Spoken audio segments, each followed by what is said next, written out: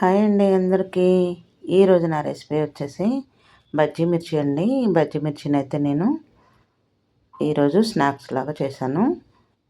ఈ బజ్జీ మిర్చిని అయితే దోశ పిండితో తయారు చేశానండి ఈరోజు నేను.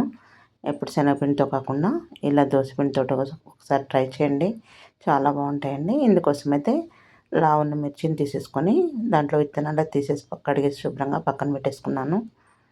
ఇప్పుడు పిండిని అయితే తయారు చేసుకున్నాము. కొంచెం దోసపిండి అయితే తీసుకొని ఒక 2 స్పూన్లంతా బియ్య పిండి అయితే వేస్తున్నాను.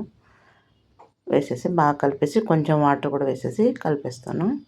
కొంచెం లైట్గా వాము కూడా వేస్తున్నాను. వాము కూడా వేసేసి బాగా కలుపుకోవాలండి. నేనైతే సోడా ఉప్పు అయితే వేయట్లేదండి. సోడా ఉప్పు ఎక్కువ వేయను, నేను ఎప్పుడైనా వేస్తూ ఉంటాను. కొంచెం వాము కూడా వేసేసి బాగా కలిపేసాను. కొంచెం ఉప్పు కూడా వేసాను.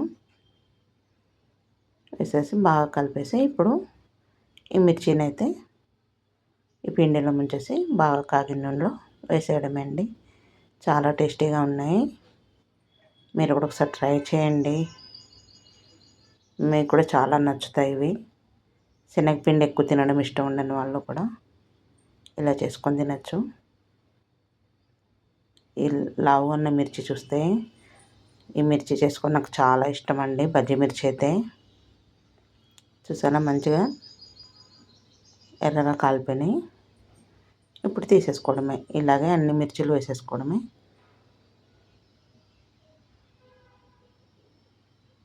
మార్నింగ్ దోశలు వేసేసుకుంటే ఈవినింగ్ ఇలా స్నాక్స్ లాగా బజ్జీ మిర్చి అయితే వేసేసుకోవచ్చు.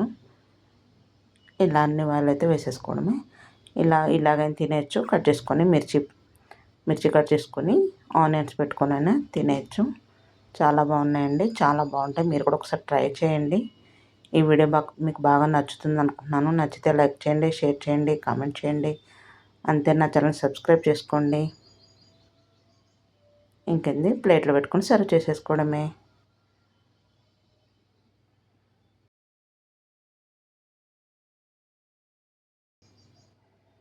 దీని మీద కొంచెం కారపొడి అయితే చల్లుకుంటున్నాను. కారపొడి చల్లుకొని నిమ్మకాయ అయితే పిండేసుకొని తినేస్తున్నాం మేము. ఓకే అండి అందరికీ.